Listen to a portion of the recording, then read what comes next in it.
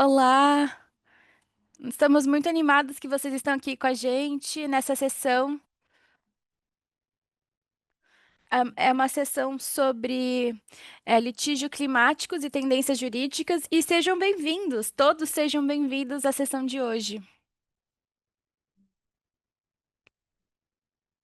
É, Essa é mais uma nova sessão desse programa de treinamento climático global da juventude. Vamos ao próximo slide.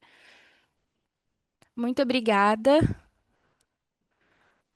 A gente quer fazer parte do seu processo de aprendizagem. Então, compartilhem com a gente os seus insights nas mídias sociais, marquem a gente no Instagram, no LinkedIn e no YouTube. E sim, nós queremos saber os seus aprendizagens, o que você acha da sessão, tudo que você aprendeu, os pontos altos, e usem a hashtag que é JYC 2025 para compartilhar esses pensamentos com a gente. Hoje eu vou ser a moderadora dessa sessão, junto com a Alexis McGivern. Faço parte da Coalizão Global da Juventude, GYC. Meu nome é Bianca Malfert. Olá a todos. E sim, lembrem-se de se hidratar e talvez pegar um lanchinho. Oi, Alexis, tudo bem? Como você tá? Sim, eu estou bem. Muito obrigada, Bianca. Muito obrigada por fazer a abertura da nossa última sessão. Nós estamos muito animados, estamos quase no final do treinamento, mas nós estruturamos de maneira que nós tenhamos muito tempo, desde que do momento que finalizamos até o início da COP30 em novembro.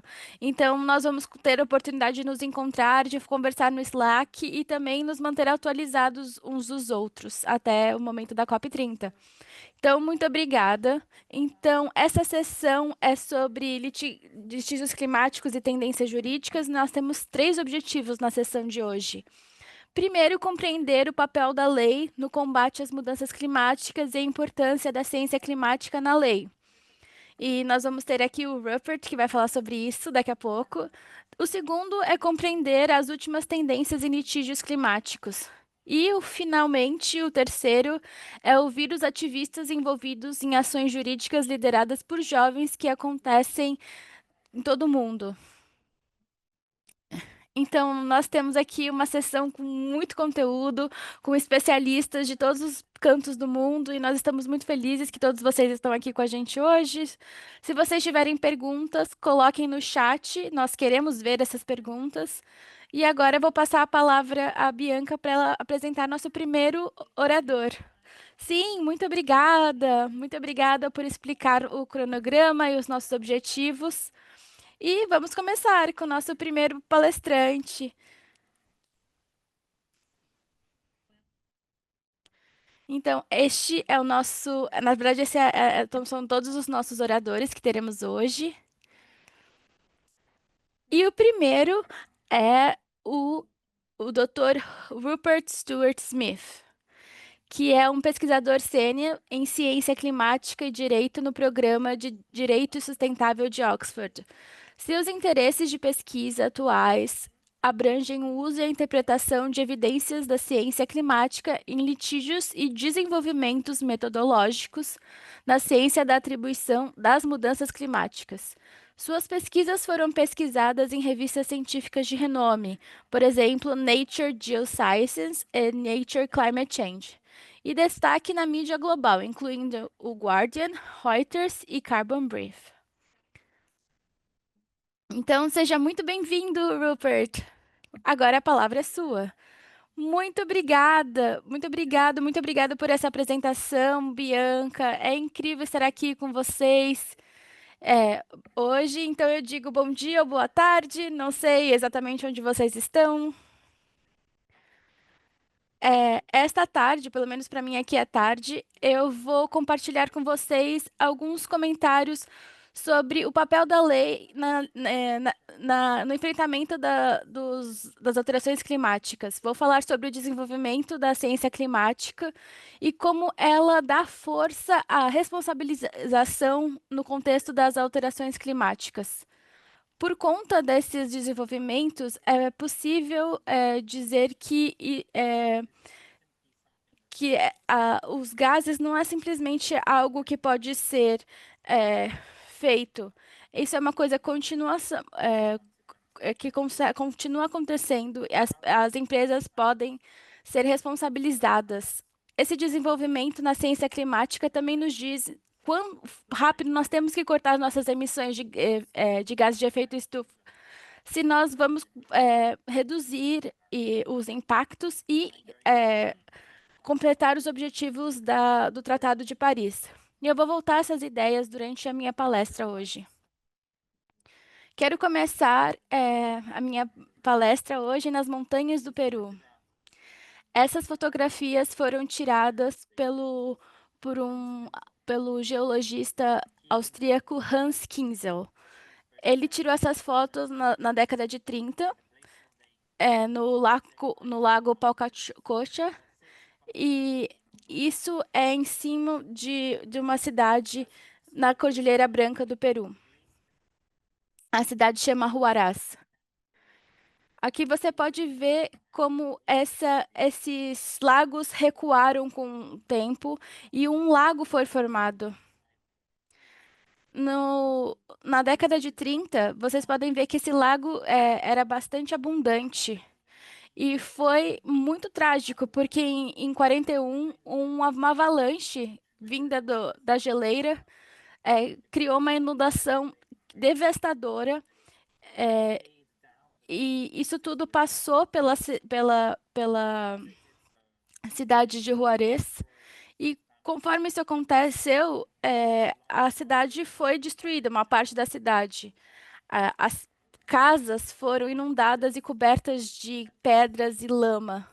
Esse foi um desastre e pelo menos 1.800 pessoas perderam a vida. E nessa fotografia que eu estou compartilhando com vocês, vocês percebem que uma parte importante da cidade foi encoberta, como se fosse uma cicatriz. E essa parte ainda tem é, lama e pedra, mesmo depois de 6 anos após a inundação. E eu estou falando agora sobre esse desastre que aconteceu há mais de 80 anos, porque há um risco dessas pessoas que moram na cidade de Huaraz. E esse risco aumenta desde que tudo isso aconteceu. Aqui vocês podem ver as imagens.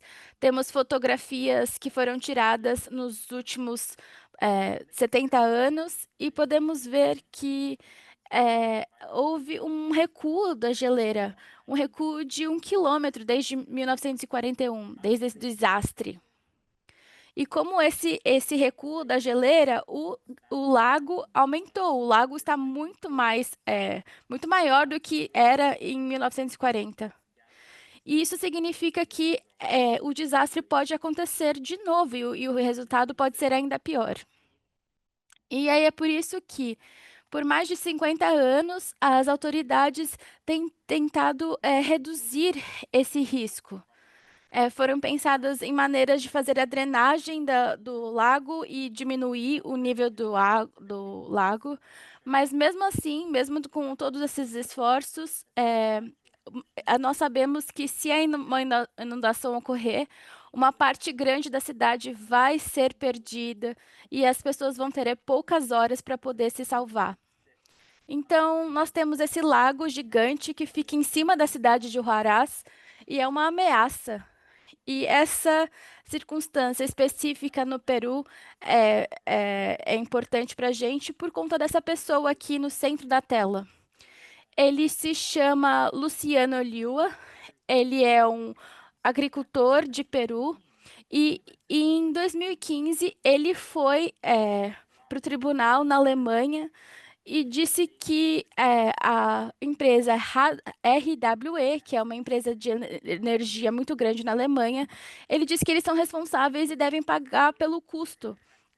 O argumento dele é: por que os peruanos devem proteger a cidade dos efeitos das alterações climáticas, se essas empresas, que são as responsáveis pelas emissões de gases, que criaram esse problema em primeiro lugar, não fazem nada? Então, O processo dele, na verdade, vem dessa ideia que esse risco de inundação no Peru existe por conta das alterações climáticas. E as empresas como o RWE, estão atuando em outro lado do mundo, elas são legalmente responsabilizadas, devem ser legalmente responsabilizadas por isso. E ele provou o, a ligação entre isso que está acontecendo. Então, um estudo foi realizado falando sobre como os humanos são responsáveis pelas alterações climáticas nas áreas em torno das geleiras no Peru. E esse estudo viu qual era o efeito das alterações climáticas. E o que nós vimos é que essas mudanças da temperatura são atribuídas aos seres humanos.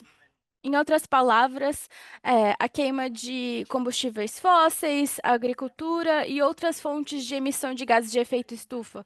Foram eles que causaram o aumento da temperatura, o que resultou no recuo da geleira. Isso não aconteceu por conta da variabilidade natural. Isso foi causado pelo homem. E quando vemos que esse recuo causou a expansão gigantesca desse lago, isso tudo foi um resultado do recuo da geleira e que foi causada pelos seres humanos. Então, é possível cientificamente comprovar a ligação entre as emissões dos gases de efeito estufa e as alterações climáticas por todo o mundo. Então, a gente consegue demonstrar, comprovar que esse caso é real. Então, essa evidência científica estava disponível e demonstrava que sim, havia, uma ligação muito forte entre alterações climáticas e as inundações no Peru.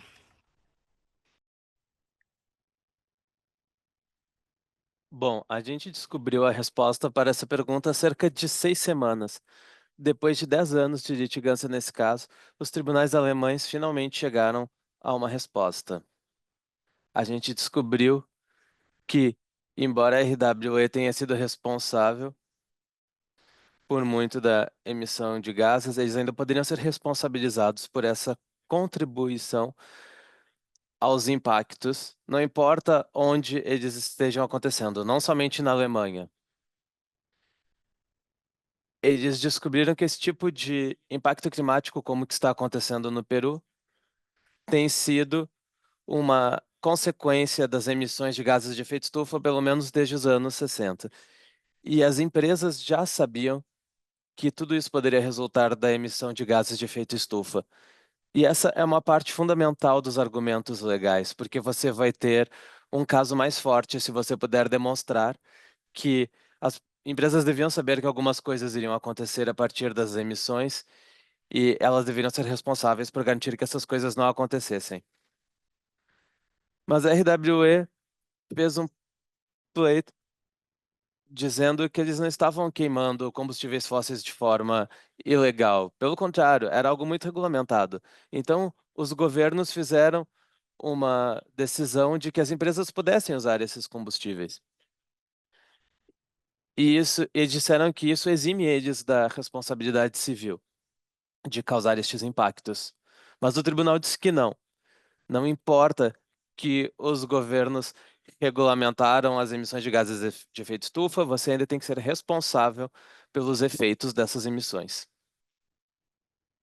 O tribunal também decidiu que a mudança climática era uma questão que os tribunais até poderiam estar errados, porque vários tribunais disseram que é uma questão complexa e que é os governos que têm que decidir e que ser responsabilizados, e não as empresas não deveriam ser responsabilizadas por esses impactos.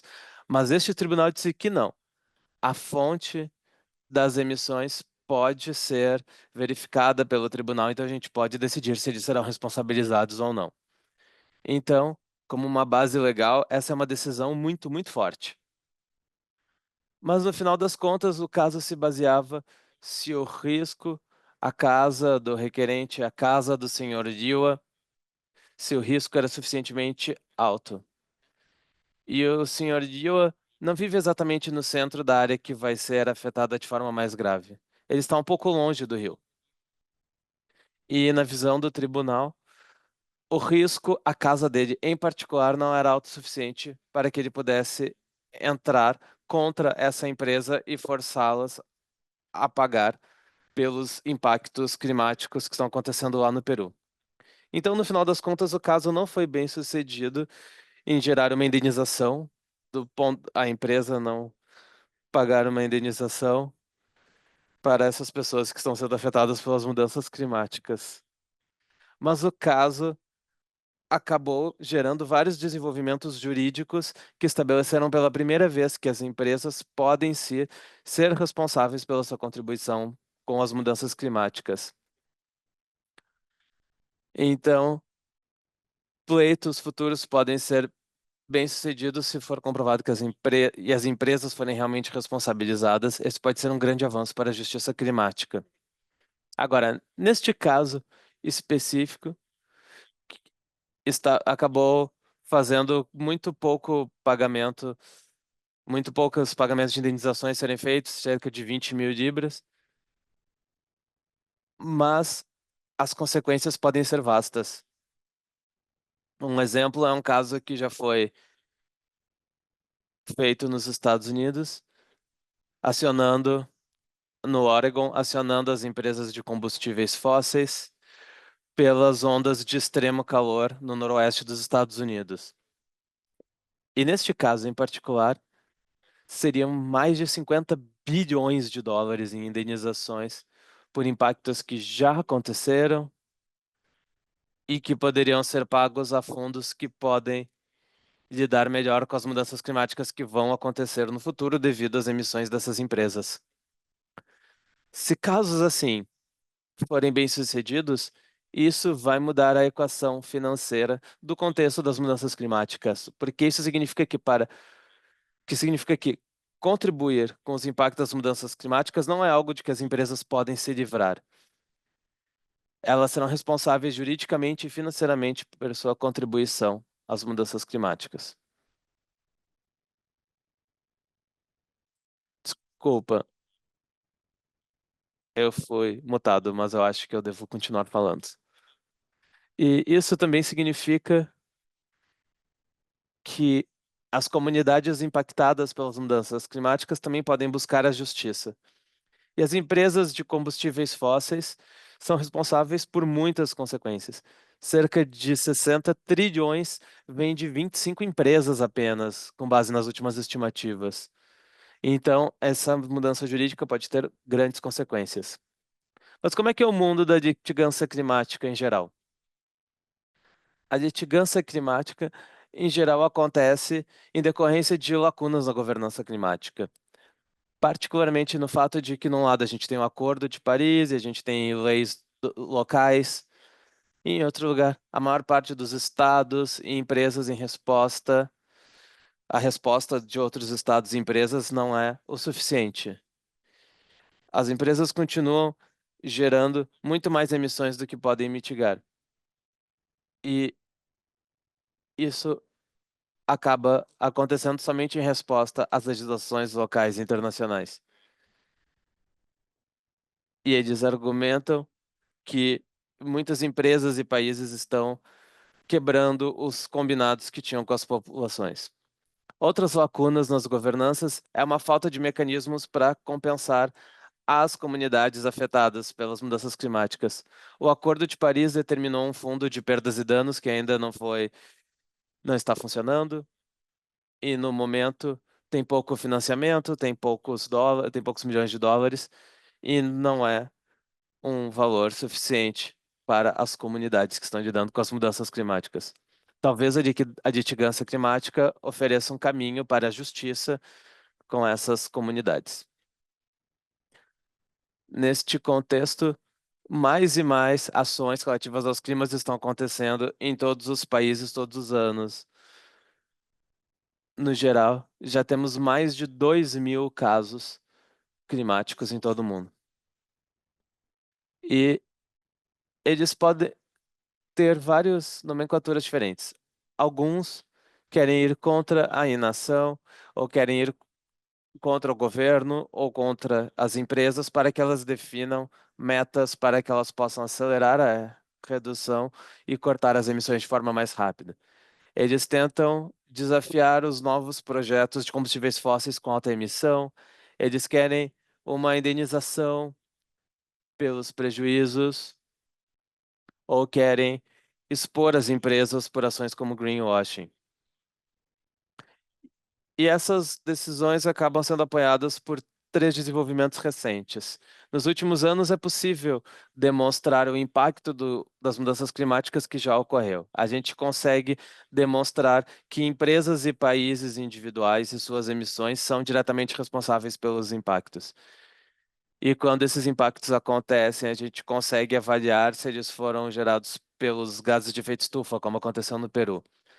A gente pode ver se uma tempestade foi mais forte devido às mudanças climáticas ou uma onda de calor que foi mais forte e quais são as consequências humanitárias disso tudo.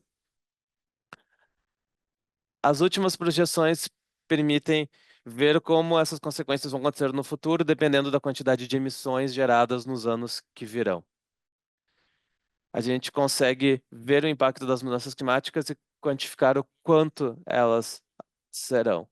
E a gente pode trabalhar com isso nas questões jurídicas, a gente pode acelerar a redução das emissões e pensar no futuro. E a gente tem também a ciência da mitigação. E a mitigação a gente consegue quantificar quanto de emissões a gente vai gerar se a gente cumprir as metas do Acordo de Paris e quanto que a gente vai reduzir, qual velocidade a gente vai reduzir as emissões se a gente quiser manter o aumento da temperatura entre 1,5 e 3 graus. Então, concluindo, a ciência climática oferece uma base factual no qual a gente pode basear os processos judiciais climáticos. Embora o resultado não vá ser o mesmo em cada país, eles vão evoluir ao longo do tempo, a gente consegue se basear em processos relacionados para que a gente consiga ter uma maior chance de sucesso. No momento, a gente tem uma grande lacuna na justiça climática. As comunidades já estão vivendo os impactos das mudanças climáticas, mas estão deixadas à própria sorte, não estão sendo indenizadas por isso. Os países estão fazendo um péssimo trabalho em cumprir as metas do Acordo de Paris. As emissões não estão diminuindo rapidamente, e, como na Europa, e estão aumentando ainda em alguns países. E as empresas estão achando brechas nos seus acordos legais, aumentando as emissões. Então, somente reduzindo o uso de combustíveis fósseis e reduzindo as emissões que a gente vai conseguir resolver a questão. E é para isso que os processos judiciais podem ser uma grande ferramenta. Essas foram todas as minhas observações. Desculpa por ter passado do tempo. Muito obrigado. Muito obrigada, Rupert. Foi um resumo muito sucinto, falando sobre como a litigância climática pode ser usada como uma ferramenta de responsabilização. Então, obrigado por nos dar essa visão bem abrangente e também obrigado por todo o seu trabalho nessa área. Eu agradeço muito por você estar aqui e pelo seu tempo. Agora, avançando para o nosso segundo convidado, Zach Manda. É muito bom tê-lo aqui. Ele é coordenador da campanha Stop EACOP. A campanha visa impedir a construção do oleoduto de petróleo bruto da África Oriental, EACOP, que seria o maior oleoduto aquecido do mundo. Zach também é ativista regional interino para a África na 350.org, uma campanha global de longa data que visa acabar com o uso de combustíveis fósseis e fazer a transição para um futuro movido a energia renovável. Zach, muito obrigado por estar aqui. A palavra é sua. Muito obrigado, Alexis, e muito obrigado a todos por estarem aqui, por terem me convidado para esta plataforma. Claro, eu sei que muitos aqui estão fazendo a sua parte pela justiça climática. Então, como a Alexis já falou, meu nome é Zaki, estou baseado em Johannesburgo, na África do Sul, e eu coordeno a campanha Stop EACOP, que é uma coalizão pan-africana internacional com uma campanha que quer confrontar a construção do oleoduto de petróleo bruto da África Oriental. Então, por favor, se eu passar do tempo ou se eu estiver indo muito rápido, podem me avisar no chat. Então, ou podem tirar do mudo e me avisar, certo? Bom, aqui estão. Eu quero começar minhas contribuições fazendo uma anotação de que minha contribuição está sendo baseada em organizar a militância e não a questão judicial em si. Então, eu quero falar um pouco sobre as estratégias e abordagens da litigância climática. Eu acho que é isso que me permite estar qualificado para falar hoje, porque eu vou falar sobre a litigância climática e no caso da EACOP, o meu objetivo é situar, não ter uma bala de prata, mas ter, nem substituir as organizações no poder, mas trazer uma nova possibilidade para ajudar a defender a vida contra um sistema que comodifica e consome ela. Então, o que eu quero explorar com vocês é essa contribuição que é subjacente a todo esse cemitério e que diz que a mudança climática não é apenas uma falha de regulamentação com as pessoas encontrando as brechas, mas sim é uma consequência da ordem econômica e social que afeta a nossa sobrevivência e afeta a sobrevivência das pessoas e que efetivamente legaliza a destruição, enquanto criminaliza a resistência. Então, desde o começo, eu posso falar que a mudança, que a litigância climática é uma frente de luta e tem um- o poder por trás disso e a responsabilização democrática. Mesmo as maiores vitórias jurídicas podem se tornar gestos simbólicos em frente à devastação e à brutalidade sistêmica. Então a gente acabam prestando uma homenagem à lei. Se a lei protege, mas quando as pessoas enfrentam a lei, é assim que a lei vai mudar. Então vamos começar fundamentando essa discussão em um exemplo concreto que é o que eu vou falar, que é a campanha do Pare é a Cópia. Pode ir para o próximo slide. Então, essa campanha Stop EACOP, é, há uma proposta de 1.443 quilômetros de oleoduto, que seria desde a Uganda até. é, ah, e isso seria uma parceria entre a empresa francesa Total com uma empresa chinesa. Esse projeto, até mesmo antes de ser finalizado, já deslocou milhares de pessoas.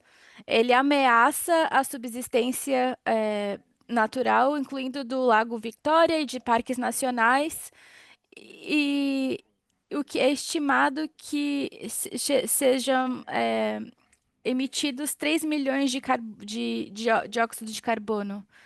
Também vai abrir toda a região para uma exploração ainda mais intensa.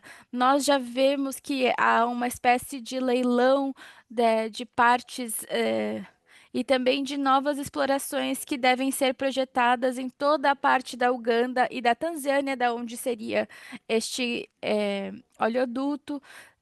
Também foi falado do potencial do ICOP de abrir mais espaço para isso. Então, esse projeto representa um caso muito específico de neocolonialismo, que é caracterizado para lucro para poucos e o processamento de recursos e também de violência para muitos, por meio de deslocamento, pelo extermínio de subsistências. E todo o tecido social das comunidades seria dizimado porque todos esses recursos seriam usados para pagar dívidas. porque nós temos esse besta para lidar, para lutar contra. Nossa campanha não é só uma aventura legal, mas também é política, é econômica, é moral, descolonizadora. A litigação tem um papel muito importante na nossa estratégia. Primeiro, temos na França que tem um grupo da sociedade civil francesa que levou esse caso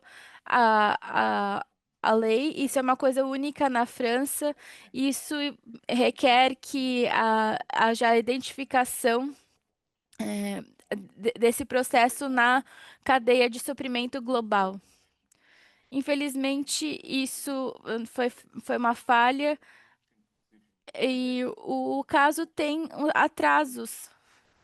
Então, estamos agora, já faz anos que estamos nesse processo de litigação. A verdade é que ainda não temos um resultado final e o oleoduto está sendo construído. Aqui nós temos também um outro caso que está sendo usado eh, no Tribunal Africano. E há diferentes maneiras, há questões de. Esse caso também ainda está em processo.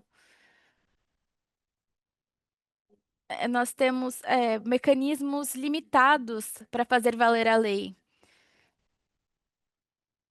Então, não sabemos o que vamos conseguir. Agora, o que esses dois casos mostram é que não é só a importância da litigância, mas sim os limites da litigância.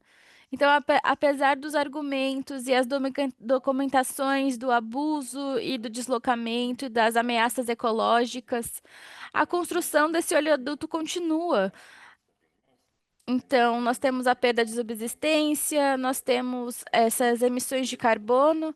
Então, essa nossa experiência da litigância climática e dos desafios nos levam a uma pergunta mais profunda, que é o que é a lei? O que é a lei no capitalismo? Quem a lei protege?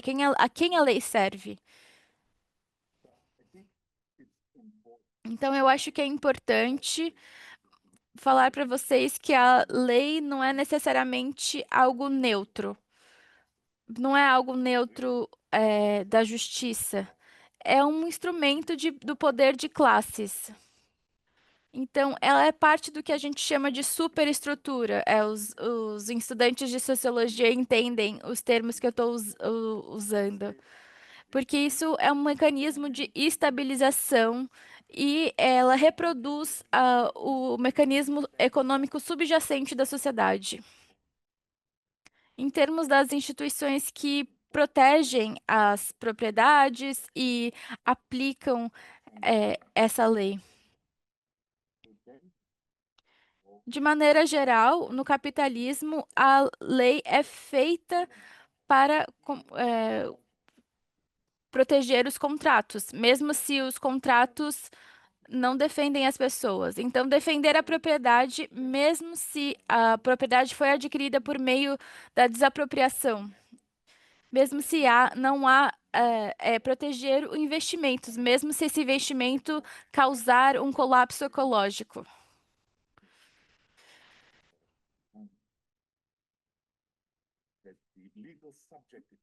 O, o, o assunto legal, exatamente, o objeto legal, a pessoa que tem a posse e tem o,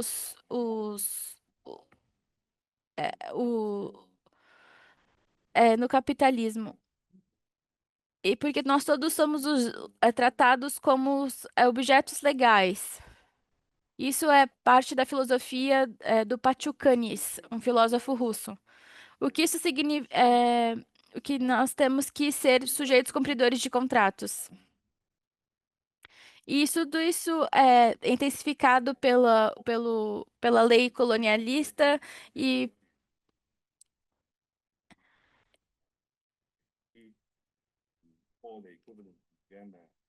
então nós temos também questões assim na Uganda e na Tanzânia e eles servem como monitores da lei. Eles não funcionam exatamente como isso, eles são facilitadoras da extração.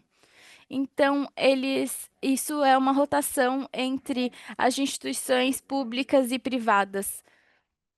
Tod- é, porque, na verdade, a compliance acaba só sendo uma performance, porque tudo isso já está sendo decidido pelo capitalismo. Então, nós temos que confrontar, esse fato, porque a, a crise climática está acontecendo por meio da lei. Isso é uma construção. Porque isso acontece de maneira perfeitamente legal. Por exemplo, dar o licenciamento para mais exploração na Tanzânia, ou então fazer leilões, no Mar Oriental. Tudo isso é legal, apesar de que isso causa, ameaças à biodiversidade, deslocamento das comunidades locais. Essas batalhas são ilegítimas dessa maneira. Ainda assim, é importante. Devo dizer que sou cínico, mas eu não sou totalmente fatalista, porque a lei, assim como qualquer outra instituição capitalista, tem contradições. Há ideais embedados na, no neoliberalismo, e há essas ideias de proteção da lei, do interesse público, e tudo isso pode ser mobilizado contra o capitalismo. Mesmo que isso seja feito, de maneira não prioritária, isso tudo pode ser muito poderoso, porque nós podemos fazer requerimentos, institucionais, podemos nos mobilizar internacionalmente para mostrar o abuso e buscar apoio do público. Por exemplo, na Holanda, há casos bem-sucedidos para reduzir, as emissões. Na Colômbia também há reconhecimento dos direitos da natureza. Na África do Sul, o governo teve que defender suas políticas climáticas no tribunal. Então, todos esses recursos, essas recursos são importantes porque nós podemos sim atrasar os projetos e esposar as mentiras, expor as mentiras, e nós podemos reduzir as vítimas e os ganhos que essas pessoas têm. Mas a verdade é que isso tudo, não é aplicado totalmente. Isso só acontece durante um tempo e depois para de acontecer. Porque esse é o jogo, é assim que as coisas são estruturadas. Então, o problema é que esses desafios legais, eles nunca, param, porque fazem parte da lógica de lucro a todo custo. Outra realidade é como a cooperação entre estados, como isso vai ser gerenciado pelos estados e como eles vão reconhecer a lei. Então, por exemplo, investidores podem, ser desafiados, as multinacionais podem sim, processar os governos por perdas de lucros. Então, essa responsabilização legal começa a ser restrita, porque os governos têm que se, adequar aos interesses das empresas. Então, a pergunta não é a questão se devemos ou não fazermos uma litigância, mas sim como podemos, evitar essa despolitização tecnocrática. Como nós podemos, evitar o fetichismo legal também? Como podemos usar o tribunal não só como um destino, mas como uma plataforma para organizar e para educar e para empoderar as pessoas? Então, aqui temos algumas ferramentas e táticas que estão disponíveis aos movimentos que querem usar as instituições legais. Então, temos aqui oportunidades. Eu não vou me aprofundar por conta do tempo, mas eu quero sim, espero que vocês explorem essa lógica, como vocês podem usar essas abordagens, como elas podem funcionar ou não funcionar. Eu acho que o que nós podemos tirar disso, desse trabalho, dessas, abordagens, é que a verdade, no fundo, a verdade é que esses movimentos que fazem a lei funcionar e ser importante. Qualquer estudante de diligência histórica vai falar que não existe um direito importante que nós temos como pessoas, e esse direito é votar, é fazer greves, organizar e lutar contra os danos ambientais. E tudo isso nunca foi feito de cima para baixo. Eles foram, na verdade, lutados, eles foram demandados e eles foram ganhados por meio do coletivo. A litigância, quando é um movimento organizado, pode sim ser uma arma para expor, para atrasar, pode nos dar mais tempo e autoridade moral. Pode dividir os nossos inimigos, pode juntar os nossos aliados. E isso pode ser muito importante em coisas como conversas e deliberações, mas não pode ser substituto da mobilização. Nem isso pode superar a ordem legal. Porque, como eu disse, a ordem legal foi feita para proteger o capitalismo. Então, todas as vítimas que estão nos tribunais, elas requerem um movimento que seja apropriadamente feito para nos certificar que isso seja sustentável da parte dos movimentos. Então, por isso nós criamos essa campanha ECOP Campaign, Stop ECOP, porque nós queremos dar poder às pessoas, ela é focada na ação entre fronteiras e até a criação de outras alternativas democráticas, porque nós não podemos ser ingênuos, mas também não podemos abandonar os nossos ideais. Nós queremos nos envolver, mas com os nossos próprios termos. Nós queremos, estamos na luta pela sobrevivência. Então, por mais que a gente deva utilizar as ferramentas disponíveis para a gente explorar as oportunidades e para delinear as contradições da realidade do capital, a gente também deve confrontar a ideia de que, se as instituições de hoje não podem servir à vida, então é uma responsabilidade nossa e dos movimentos do qual fazemos parte de imaginar e forçar as instituições nessa direção. E é daí que vem o conceito de poder dual. Ele não tem a ver apenas com a provisão de serviços onde o Estado falha, mas sim a prática política de construir uma realidade alternativa, uma na qual os movimentos idealmente sejam baseados em cuidado coletivo, autonomia, soberania e essas coisas. Agora, quando a gente pega a responsabilidade para construir essas alternativas, os movimentos se tornam não apenas uma resistência, mas também servidores da sociedade futura. E é aí que a imaginação se torna concreta. A gente não está apenas lutando contra sistemas, mas a gente está inventando a gramática de uma vida na qual sistemas opressores não possam mais existir. E a gente está aumentando a nossa confiança para lutar pela vida e para organizar a sociedade nos nossos próprios termos. E não apenas no reino da justiça, mas o poder dual também pode aparecer como na forma dos tribunais dos povos e outros fóruns jurídicos, e mais do que apenas gestos políticos, eles também estão possibilitando uma imaginação jurídica. É um exercício para construir uma jurisprudência que não vai focar apenas no capital, nos estados e países e nas relações coloniais, mas sim vai ser baseada na soberania popular, no meio ambiente, no conhecimento indígena e criar uma justiça equitativa.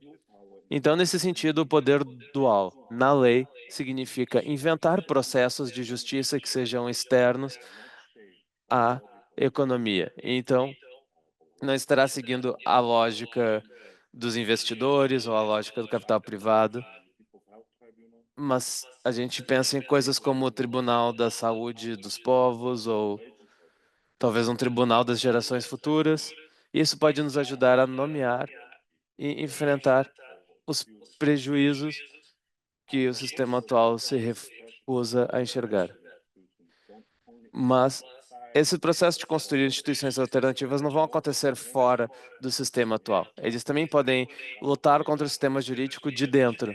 E tem maneiras de fazer isso. A primeira é ter depoimentos, evidências que as pessoas podem enviar para mobilizar a conscientização pública em relação aos casos, declarando qual é a legitimidade moral e ressaltando qual é o custo da inação.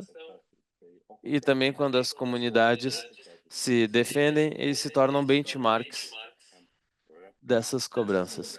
E eu estou vendo a Alex sinalizando, eu preciso finalizar aqui, mas essa forma de lei dos povos acaba sendo uma contraparte aos poderes, que se não vão entregar a justiça, a gente vai conseguir ter a maneira de remodelar o futuro, principalmente se estiverem fundamentados na legitimidade.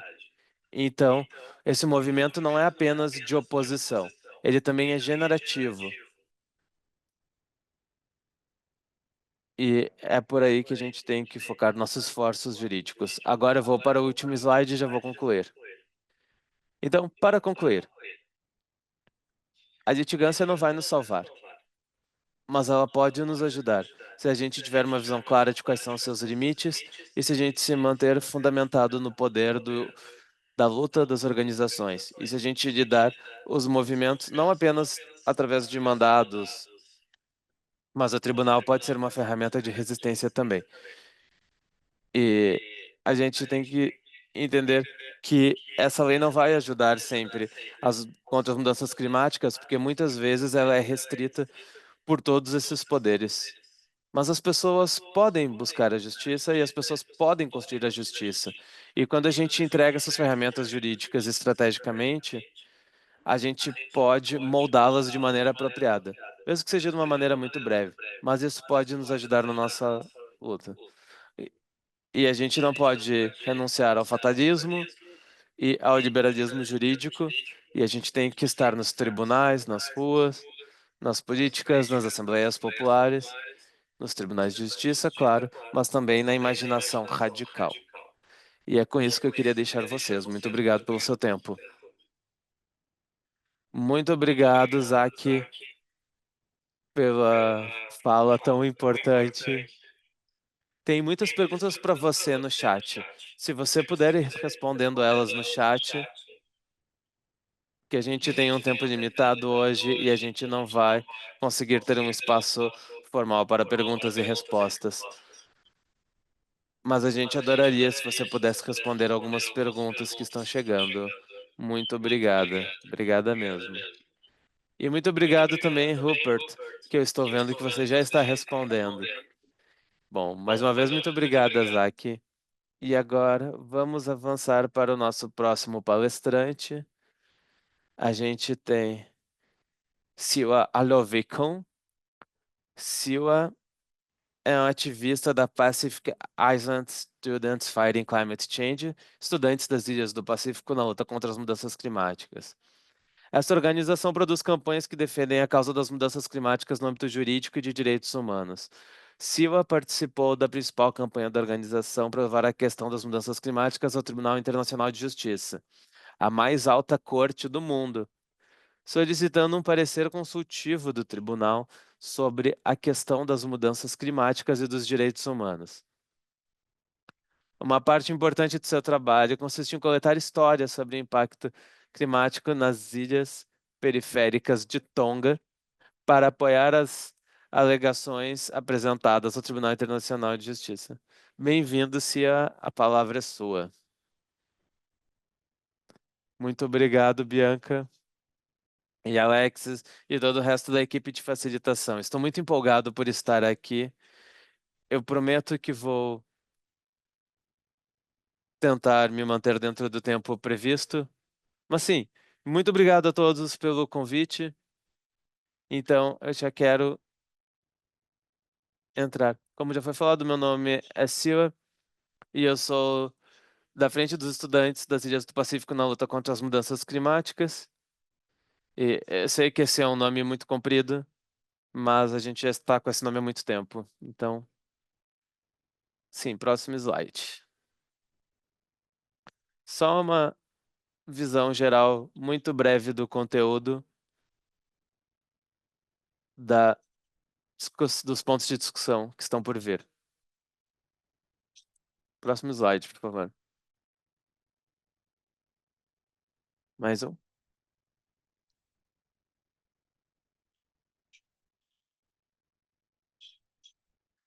Bom, parece que tem um. Ah, ok. Não, não se preocupem. Será que eu posso compartilhar a minha tela direto daqui? Peço desculpas à equipe de facilitação.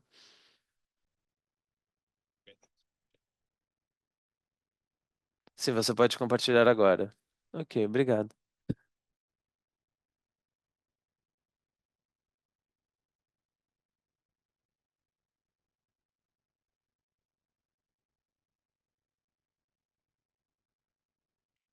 Ok.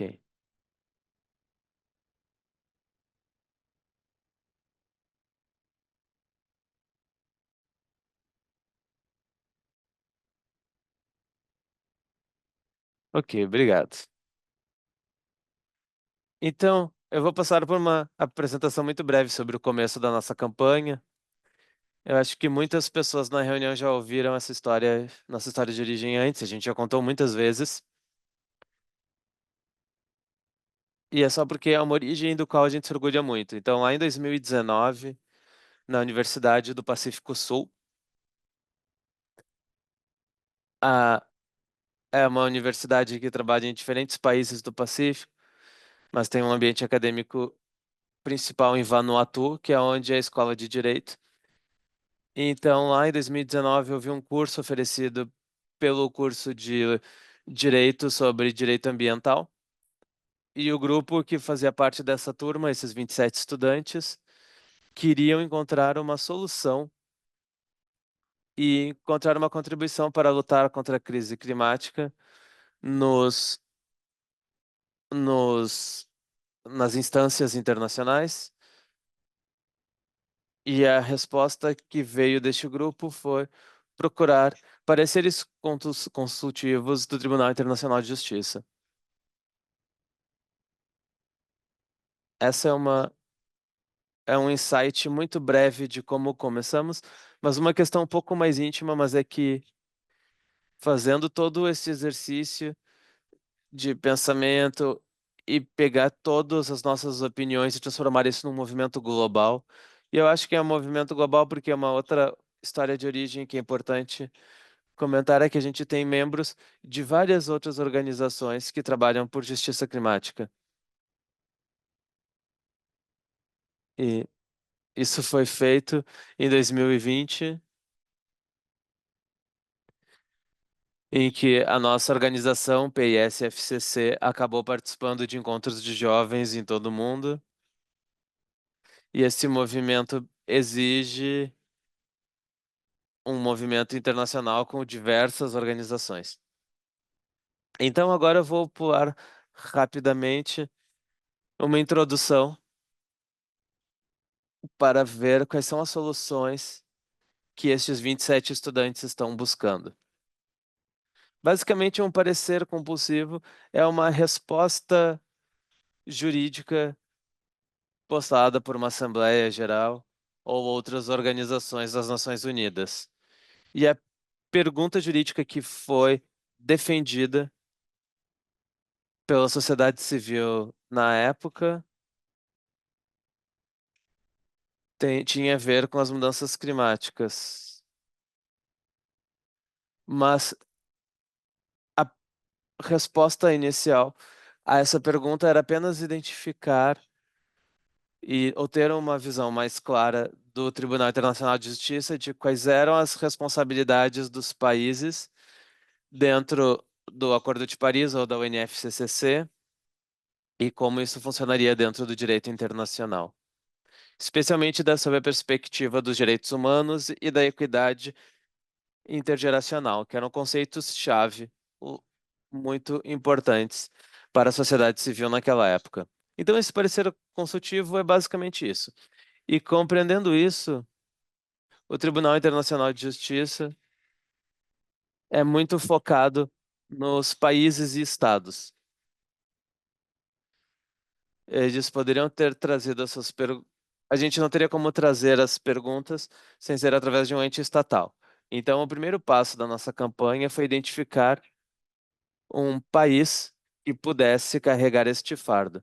E para quem aqui já sabe sobre a história do, da militância climática de Vanuatu, eles é que foram, eles eram o país principal para isso. Eles já tinham um longo histórico de defesa de direitos humanos, já participaram de um tratado de não proliferação de combustíveis fósseis, e em 2020, a Juventude do Pacífico pediu que o governo fizesse essa campanha do parecer consultivo e eles fizeram. E uma coisa que vale a pena mencionar é que o convite para a sociedade civil também colaborar, e eu gostaria de focar neste ponto, porque eu acho que uma, uma das maiores conquistas que essa campanha teve, entre várias outras, foi que não apenas porque a gente está querendo se cumprimentar, mas é que a gente conseguiu mostrar muito do que a contribuição entre o Estado e a sociedade civil pode alcançar. E também, não só para os países, mas também a sociedade civil pode dar uma chance aos jovens. Então, a gente teve várias entregas muito bem-sucedidas e a gente tem bastante profissionalismo em todas as instâncias e os riscos assumidos pelos países não foi feito em vão. Então, desculpa, eu vou voltar a prestar atenção aqui para ir mais rápido, mas essa era a questão do parecer consultivo e a questão jurídica que estava sendo feita. Então, eu vou passar para a nossa linha do tempo para falar também alguns temas-chave, como eu falei, era a equidade intergeracional, o papel dos direitos humanos e sua ligação com as mudanças climáticas. Para aqueles que sempre estamos nas COPs ou em outras reuniões, vocês vão se acostumar sobre como essas salas de negociação são e a aparente falta de perspectivas humanas ou de direitos humanos nestes grupos. E essa foi uma das tentativas, porque uma pergunta jurídica também é fundamentada nesses aspectos de direitos intergeracionais e acabam acontecendo sem ter o Acordo de Paris e a UNFCCC. Isso acontece em toda a legislação internacional. E eu espero que o Tribunal Internacional de Justiça acabe se juntando aos outros órgãos jurídicos e crie obrigações para os países que têm que ser traídos para essas salas de negociações, lançando uma luz sobre a perspectiva de direitos humanos nessas negociações.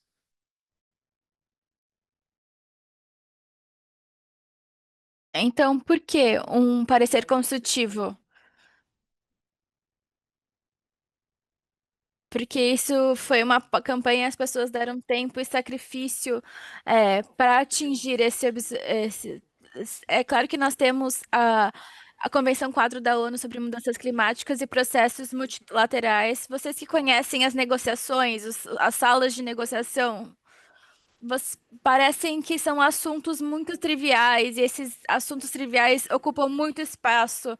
Pode ser desacordos de como uma coisa é escrita ou qual órgão deve ser, como a interpretação deve ser feita. Então, de modo geral, há muita poluição. Os países que poluem muito encontram conforto na ambiguidade da lei atualmente. Nós temos como as comunidades que lutam contra o aquecimento global têm muitas dificuldades porque não tem um sinal vermelho. Daqui não podemos passar. E é isso que nós estávamos fazendo por meio do parecer consultivo. Nós queríamos esclarecimento sobre quais são as obrigações exatamente. Então, a ideia era trazer essa discussão para esses processos multilaterais, para esses espaços, inclusive as negociações sobre plásticos, e outras plataformas que originaram isso. Então, trazer esses esclarecimentos, porque o ativismo pode ser enraizada em assuntos, em substâncias, e está ligada ao Tribunal Internacional da Justiça. E é claro, a litigação climática, a litigância climática é o mais óbvio. Então, nós tivemos uma decisão no Tribunal Federal da Austrália, porque isso foi uma quebra do governo australiano, e esse foi um dos muitos exemplos que tivemos da sociedade civil e dos movimentos de base terem esse esclarecimento, de um órgão internacional. Isso permite que esses grupos, façam ativismo de maneira mais sólida. Isso dá um esclarecimento legal por parte da comunidade internacional. Como isso é visto pela comunidade internacional e isso é baseado num consenso claro. Então, isso nós estamos falando de litigância climática. Como essas campanhas podem ser apoiadas nos tribunais agora e no futuro?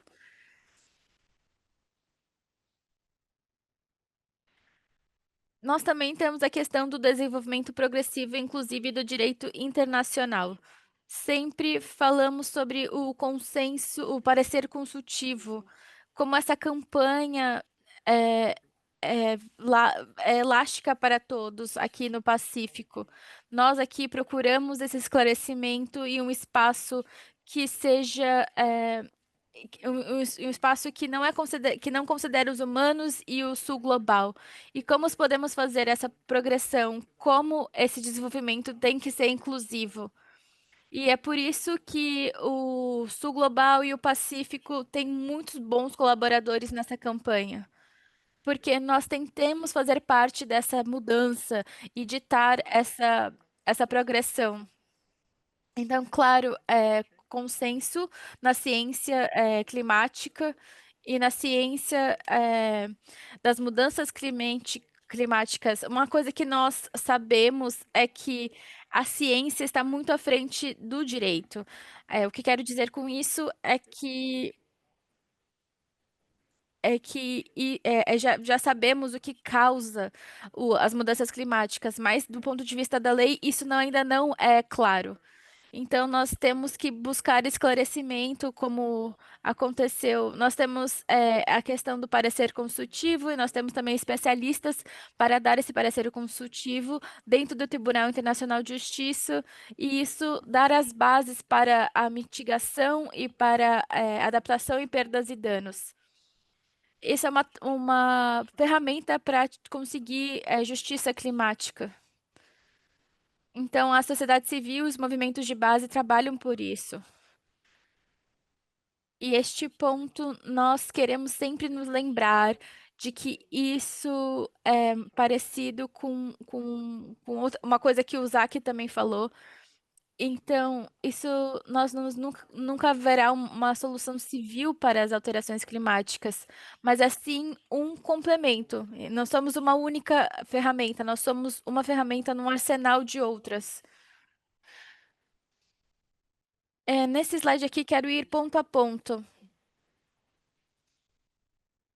porque acho que a campanha do parecer consultivo do Tribunal Internacional de Justiça, quero mostrar por que que foi bem sucedido especificamente. Então, a construção de alianças. Eu acho que isso é uma coisa bastante clichê, certo? Façam amigos, colaborem entre si, mas na verdade é uma nuance nessa discussão, porque é uma questão de intenção. Porque são colaborações intencionais com as pessoas e organizações certas. Entender os objetivos, entender se. Porque, claro, os objetivos é. O objetivo é justiça climática. Então, identificar as pessoas e as organizações que podem colaborar entre si. E aí, juntar esses movimentos. Esse é um dos ingredientes de uma campanha bem-sucedida, principalmente a nível internacional. Com muita frequência, algumas campanhas estão buscando o mesmo objetivo e querem os mesmos parceiros e os mesmos doadores. E aí a questão do objetivo vira uma prioridade secundária. Mas então acho que é importante entender que nós estamos todos juntos para seguir em frente. Aqui temos eventos regionais e globais. Acho que isso aqui é um pouco polêmico para algumas pessoas, porque recentemente tivemos esses eventos regionais e globais que se tornaram uma questão de fama, dos 15 minutos de fama, uma ferramenta para chegar à fama, e não sobre atingir os objetivos que queremos. Mas esses eventos devem ser vistos não simplesmente como espaços, mas como uma ideia de que você vai trazer a ambição da sociedade civil para esses espaços. Então, muitas pessoas vão falar que a COP não é para a sociedade civil, por exemplo, mas isso só é dito porque não era o que era antes. É importante trazer as vozes da sociedade civil, as ambições da sociedade civil, porque isso faz falta nesses espaços. Então, participar desses eventos com pessoas que pensam e organizações que pensam igual, isso só vai acontecer nesses eventos regionais e globais. Também temos aqui a questão do envolvimento governamental. Eu acho que, para mim, essa é uma parte que é o maior desafio, porque, na verdade, é uma ferramenta para que todos coloquem o chapéu diplomático. Então, temos que falar com os países, entrar nas salas de negociação. Então, como você se comporta, como você representa a sua região e seu movimento nessas salas de reunião. Principalmente aqueles que trabalham nos espaços internacionais, é exigido de vocês que vocês tenham esse chapéu diplomático, esse lado diplomático também. E também ter aquela questão da linha vermelha que a sociedade civil sempre traz. Então, trazer as comunidades, os movimentos que vocês representam e elevar até um engajamento governamental para que os oficiais que não sabem nada que você está falando, não sabem qual que é a sua reivindicação. Por isso que a diplomacia é tão valiosa. Ela é um esforço constante para colaborar com os governos, para falar com as comunidades e fazer ouvir as reivindicações das comunidades. A questão da mídia é bom, fortalece o movimento trabalhar com a mídia. Então, nós temos aqui é, a questão que a sociedade civil é já familiarizada com esse tipo de produção, então trazer conscientização para um público maior e falar como eles podem ajudar, como eles podem fazer parte, e é basicamente um exercício de transparência que deve realmente que tem um efeito grande no movimento. E muitas vezes isso é passado despercebido, mas existe um grande poder na campanha midiática, sim. Depois nós temos amigos da iniciativa. Eu acho que isso é uma coisa que os movimentos que estão começando agora devem pensar, porque é muito valioso ter especialistas. Eu acho que vale a pena entrar nesse assunto e entender por que que isso é importante. Então, ter oficiais por parte dos governos ou especialistas, isso realmente ajuda no começo da campanha. Então, trazer pessoas que concordam com você ou que fazem endossos e apoios à sua campanha. Então, encontrar as pessoas certas, porque nós tivemos que aprender da maneira difícil.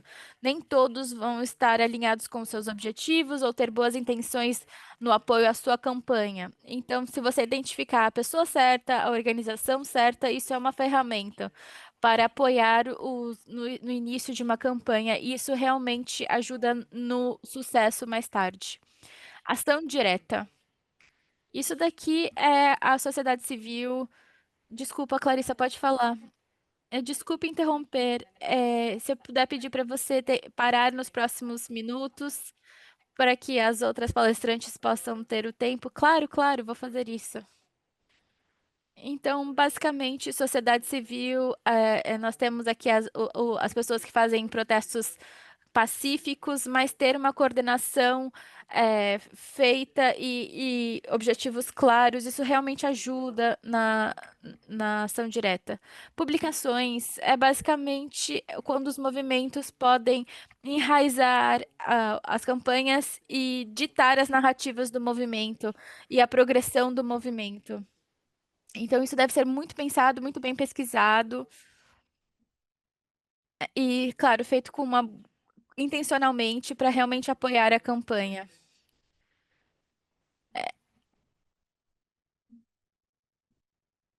Isso permite que nós valorizemos os jovens.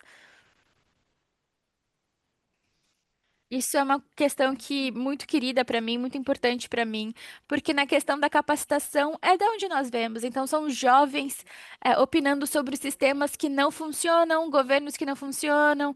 Então, ir ao governo e exigir essa capacitação na construção de movimentos. Então, a adoção, isso foi um marco muito importante. Tivemos 4 anos de campanha. É, isso foi aceito, e depois nós temos a fase do tribunal, que foi basicamente todo o ano passado, 2024, porque é quando o Tribunal Internacional de Justiça aceita essas apresentações, essas inscrições. Então, nós tivemos no junho do ano passado, e aí a oportunidade de comentar sobre isso. Isso tudo era possível.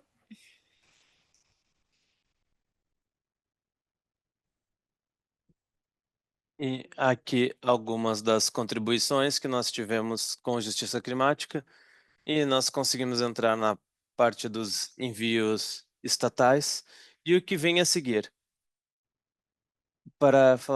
Quero falar para vocês que o parecer consultivo vai ser entregue no dia 23 deste mês, ou seja, na quarta que vem.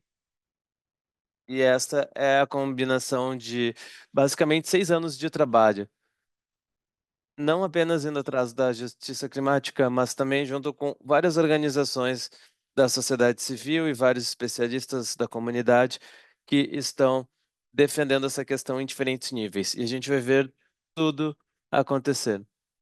E eu odeio especular neste momento, mas sim, a gente vai descobrir tudo daqui a uma semana. E a gente vai ter uma grande mobilização que vai tentar reunir todos os esforços para nos mobilizarmos para a entrega deste parecer. Se estiverem interessados, por favor, entrem em contato. E depois a gente vai ter grupos com todos os parceiros depois para dissecar esta opinião jurídica. E eu espero que a gente consiga ter um evento público. E vai ser uma tentativa de editar uma narrativa para ver o que que essa opinião jurídica vai significar e o que que a sociedade civil pode aprender com isso. E, então a gente vai ter uma audiência com membros da comunidade para ver o que que esse parecer vai significar especificamente. Muito obrigado. Desculpa por ocupar muito do tempo. Eu devolvo para você, Clarissa. Muito obrigada. Foi uma apresentação incrível, sim. E o trabalho que tem sido feito é incrível. Então, muito obrigado pelo seu trabalho. Agora, eu vou apresentar nossas últimas duas palestrantes. A gente vai apresentá-las juntas, já que elas vão fazer uma sessão já que trabalham juntas. Então, a Trina Kiemi é a co-presidente fundadora da Fast Action on Climate to Ensure Intergenerational Justice, PACE, Intergenerational Justice, pesquisadora associada do Instituto para Desenvolvimento Sustentável e Governança e doutorando em Direito pela Faculdade de Direito de Vermont. Sua pesquisa e ativismo se concentram no uso da lei e de políticas para garantir justiça climática intergeracional, particularmente por meio da mitigação climática de curto prazo. Trina é bacharel em Ciência Política, em Paz, Guerra e Defesa pela Universidade de Carolina do Norte, em Chapel Hill, possui especialização conjunta com a Universidade Duke em Política, Filosofia e Economia. Tô vendo vocês, ela já está comentando aqui no chat. E temos a Mariana Camus, que é coordenadora da Frente Latino-Americana da World's Youth for Climate Justice, uma campanha global liderada por jovens que buscam parecer consultivo da Corte Internacional de Justiça sobre mudanças climáticas e direitos humanos. Mariana liderou a participação da WYCJ nas audiências e na Corte Interamericana sobre o parecer consultivo sobre a emergência climática e apresentação à organização na COP28 e na COP29. E ela foi selecionada para o curso de inverno de 2005 na Academia de Direito Internacional de Haia. Bom, passo a palavra para vocês. Muito obrigado à equipe organizadora e também à Trina, porque eu estou aqui por sua causa. Muito obrigada. A gente está vivendo um momento muito importante para a justiça climática, não só na América Latina, mas globalmente.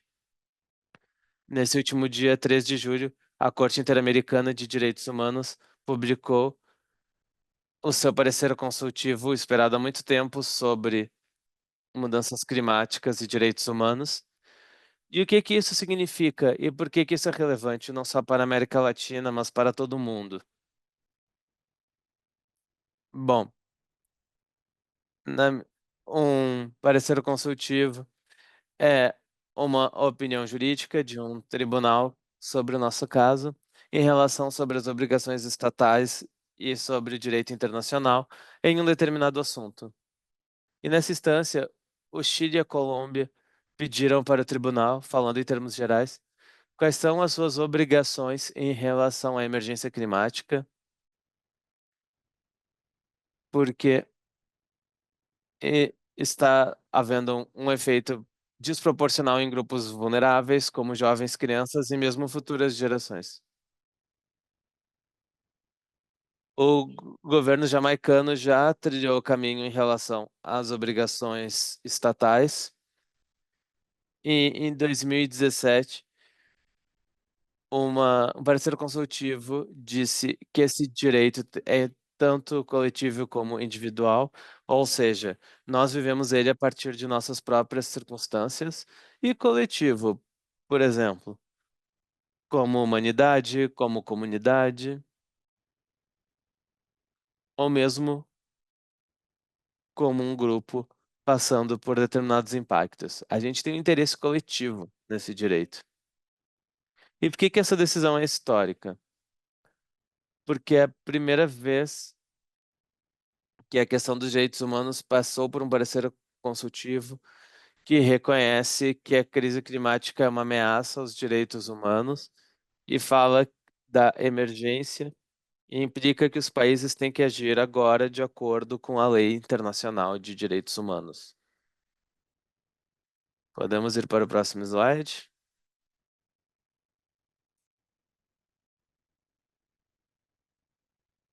Obrigada.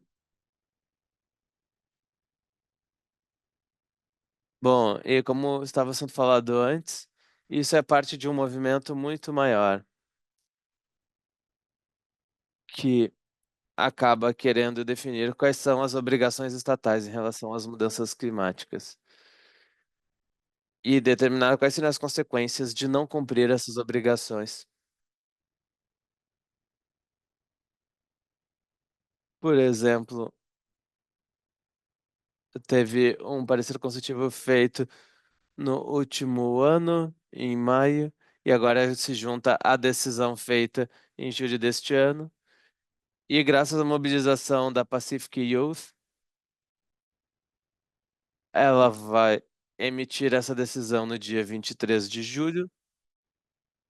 E, finalmente, o Tribunal Africano em Direitos Humanos e Direito dos Povos também recebeu uma solicitação para determinar quais são essas obrigações e também deve postar sua decisão em breve. Todos esses processos têm sido acompanhados de perto pela sociedade civil, que desempenhou um papel muito significativo junto com este movimento pelo direito internacional. Mas,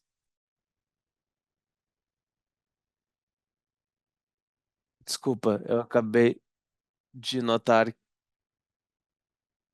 que eu não estou conseguindo falar. Não, Mariana, é que o seu sinal está caindo um pouco.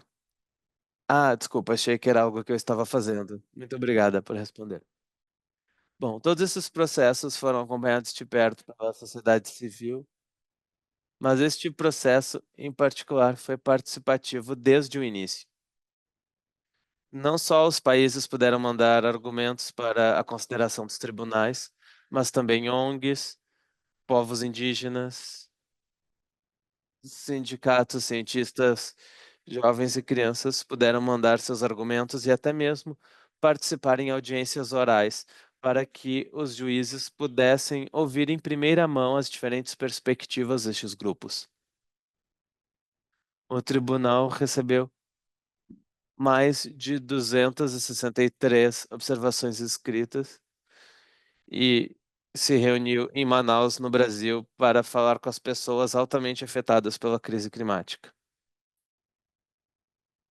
E quais foram as grandes conclusões, em geral?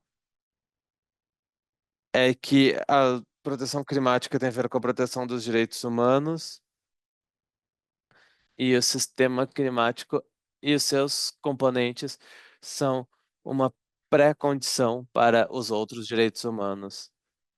E nessas linhas, o tribunal reconheceu os direitos da natureza, já que os ecossistemas são vitais para a existência das futuras gerações e bem como das outras espécies. E, consequentemente, o tribunal reconheceu a obrigação jurídica de evitar o prejuízo ao meio ambiente e que essas ações têm que ser, são urgentes e devem ser equitativas. Também foram definidas diferentes obrigações para a proteção de crianças, jovens e futuras gerações. Bom, agora eu vou passar para a Trina. Muito obrigado. Ok, perfeito. Eu entendo que a gente tem apenas 5 minutos, então eu vou pular algumas partes. Mas já que eu acho que o nosso público hoje é basicamente de jovens, eu quero destacar algumas das obrigações gerais que foram identificadas em relação à mitificação e também ao direito das gerações atuais e futuras e também o que isso significa para os futuros casos. Bom, algumas das obrigações gerais que o tribunal declarou é a obrigação de respeitar e garantir os direitos, o que inclui uma aplicação disso que se chama reforçar a diligência,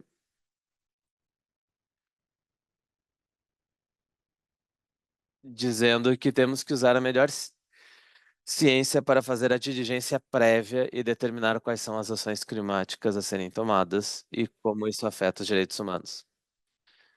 Um dos outros elementos que foram identificados é a que tem que ser reescritos os direitos sociais e econômicos e civis progressivamente e também ter um compromisso de não regressão. Qualquer regressão tem que ser justificada com base na ciência e de forma proporcional. Também há uma obrigação para adotar reformas em nível local. Então, as leis nacionais têm que ser alinhadas às obrigações internacionais. Então, todas as autoridades públicas, de acordo com o documento do Tribunal Interamericano, todos os países membros da Organização dos Estados Americanos têm que garantir que as suas leis sigam as leis dos direitos humanos e os países têm que saber como que a OEA está julgando. E a gente também tem uma obrigação de cooperar internacionalmente sob o princípio das responsabilidades comuns, mas diferenciadas. E alguma das obrigações de mitigação vem do tribunal declarar unanimemente de que os estados têm uma obrigação de responder à urgência climática com mitigação equitativa e urgente e tem que ajudar o meio ambiente e, como disse a Mariana, ajudar o clima. O que o tribunal exige e que os estados são obrigados a fazer é que eles tenham metas ambiciosas e vinculantes com base nas emissões atuais históricas, alinhadas com a meta de 1,5 graus Celsius. Tem que regular o comportamento das empresas para que eles sigam os padrões, mas para também garantir que os estados estejam monitorando e fazendo ações transparentes para monitorar essas empresas. E também fazendo investigações e julgamentos para garantir que as entidades que não cumpram o combinado também tenham que responder à justiça. Outra parte é reduzir as emissões e proteger a natureza. Então, a principal descoberta é que os estados têm que ter uma estratégia de mitigação baseada em direitos humanos e para evitar mais prejuízos, têm que reduzir as emissões de gases de efeito estufa e outros gases como metano. Eles também dizem que o Estado tem que proteger a natura e ter estratégias para desenvolvimento sustentável.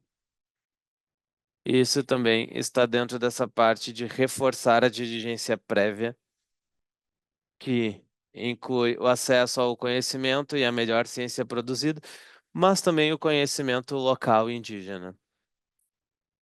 E tudo isso com base no princípio da prevenção. Outra parte disso é fazer avaliações de impacto climático. Tem que considerar a melhor ciência disponível e fazer uma avaliação do impacto climático e fazer um plano de mitigação. Bom, tem mais obrigações aqui, mas eu queria falar aqui no último minuto sobre o que tudo isso significa. Então, esse tribunal conecta a ação climática com o objetivo primordial da paz. Mesmo a Academia de Cientistas acaba tendo uma abordagem mais humanista e também uma abordagem baseada na natureza. E ao abordar a emergência climática através dos direitos humanos, a gente está contribuindo com um mundo mais estável e pacífico. O tribunal diz que não é suficiente focar apenas na mitigação. A gente também tem que enfrentar as circunstâncias que geram as mudanças climáticas e conseguir lidar com os impactos. Especificamente, o tribunal falou que atrasar as mudanças na ação climática vai gerar um fardo insustentável para as gerações futuras. Isso vai contra as obrigações internacionais de direitos humanos. Tem muito mais que a gente poderia falar sobre isso, mas eu vou concluir por aqui, porque a gente não tem muito mais tempo, mas vamos garantir que vamos acompanhar e acompanhe o trabalho que o Tribunal Internacional de Justiça vai estar sendo feito em relação às futuras gerações. Porque é isso que eu queria falar hoje. Muito obrigada. Eu estou muito feliz de poder falar isso. É um momento muito importante para ver o que que a lei pode fazer.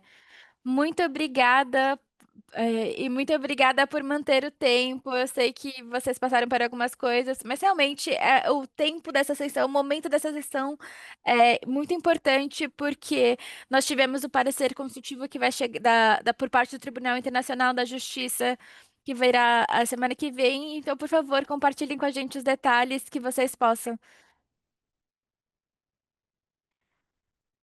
Nós temos agora uma parte mais logística. o- e precisamos agradecer aos oradores, porque as apresentações realmente foram muito boas. Eu sei que todos gostaram muito, e agora eu vou compartilhar a minha tela com vocês.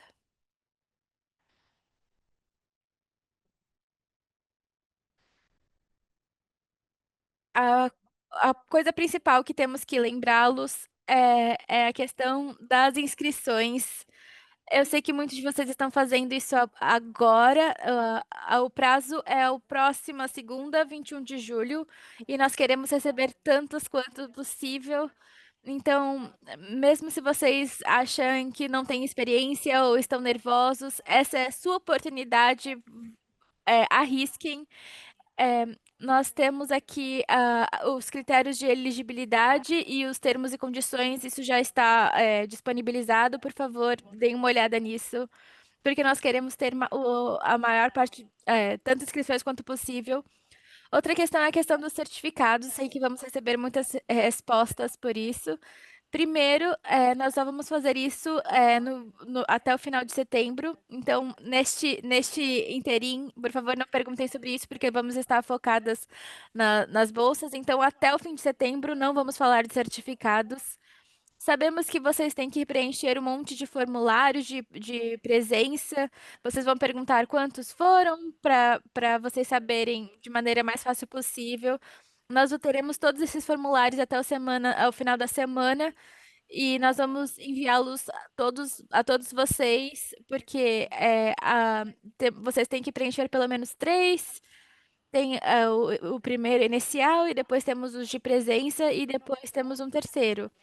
Se vocês não tiverem certeza que enviaram ou não, vocês podem enviar mais uma vez, porque recebi perguntas de pessoas que não sabiam que tinham nota o suficiente. Então, não se preocupem com isso, por favor. Mas preencham os formulários para que vocês possam receber os certificados. E depois, a última coisa é que nós vamos ter uma sessão, uma reunião em novembro. Falaremos sobre isso depois, mas vamos falar sobre criar uma comunidade a longo prazo. E nós vamos falar da COP também. Então, vemos vocês do dia 4 de novembro. Então, esse é o final do programa, realmente. Queria agradecer a todos que participaram e que trouxeram perguntas incríveis. Eu vejo o chat e toda a sessão sempre está super ativo, então muito obrigada. Gosto muito de ver as pessoas tão envolvidas. Alexis, Bianca, se vocês quiserem adicionar alguma coisa. Não, queria agradecer a todos. Foi incrível passar esse tempo com vocês. Desde quando vocês se inscreveram, toda essa jornada foi incrível. Muito obrigada por fazer parte desse treinamento. E nós também, as salas de breakout é opcional, se vocês quiserem participar também, é a última vez. Muito obrigada a todos vocês por todos as observações que fizeram, os insights que tiveram. E por compartilhar com a gente os seus processos de aprendizagem. E nós estamos muito felizes de ter todos vocês aqui nesse programa, na edição de 2025. Muito obrigada, Alexis, a Clarissa e todos os palestrantes de hoje. Foi uma sessão incrível. Muito obrigada. Muito obrigada. Eu falei que a Bianca seria a última a falar, mas eu lembrei de uma coisa, é que em questão de semanas ou meses, vocês vão receber um formulário para feedback. Então, vai falar sobre as sessões, como elas foram estruturadas. Então, nós também queremos um depoimento de vocês para que nós possamos usar isso em material promocional para edições futuras do programa.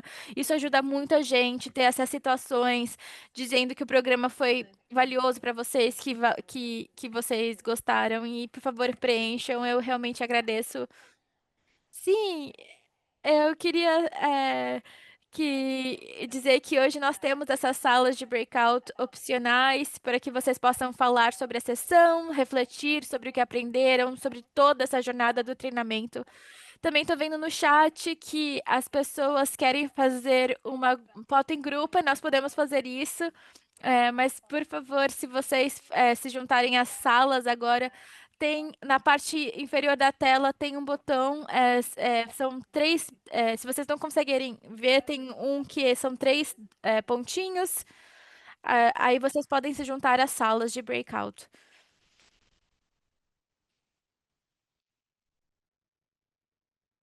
Sim, então vamos fazer primeiro vamos para as salas e depois fazemos essa foto em grupo. Ok, então todos estão aqui. Vamos fazer a foto em grupo. Se vocês não quiserem participar, desliguem a câmera, mas se quiserem participar, só sorriam.